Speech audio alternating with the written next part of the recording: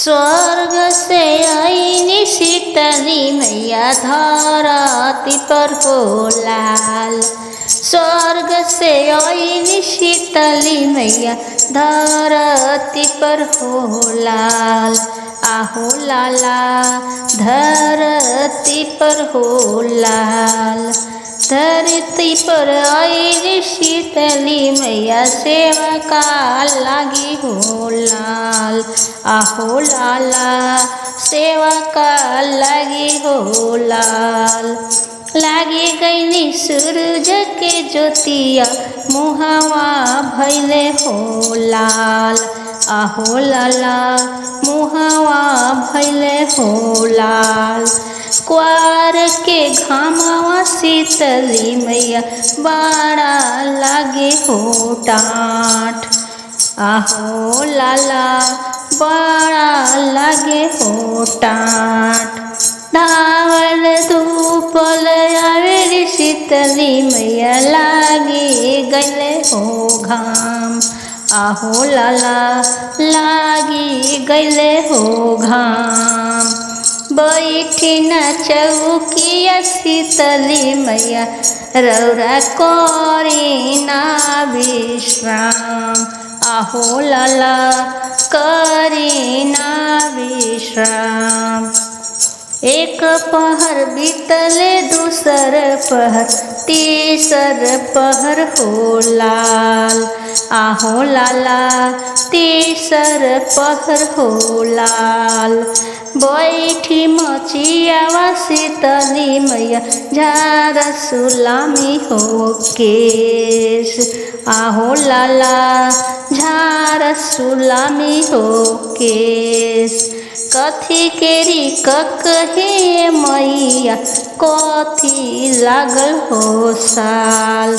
आहो लाला कथी लागल हो साल। कथी के मचियावा शीतली मैया झार सुलामी हो केश। आहो लाला झार सुलामी हो केश।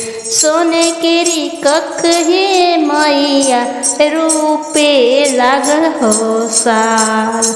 सोने के मचियावा शीतली मैया झार सुलामी हो केश।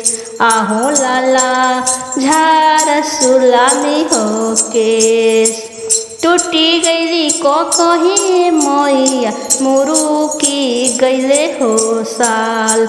आहो लाला मुरुकी गईले हो साल।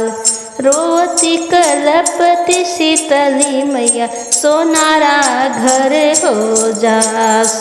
आहो लाला सोनारा घर हो जास। हाथ तो हाथ टूटो सोनारा देहिया लागे हो भून। कौन हाथे गढ़ले रे सोनारा कही के हो साल।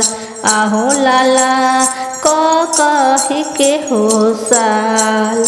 रोए रे सोनारा के माई लौट धुनी हो केश।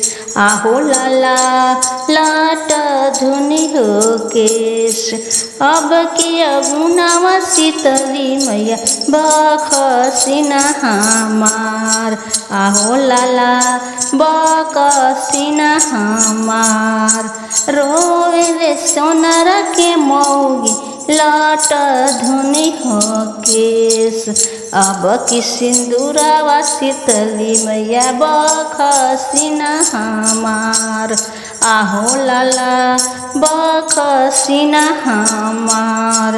अब की अगुनावा शीतली मैया बखसीना हमार।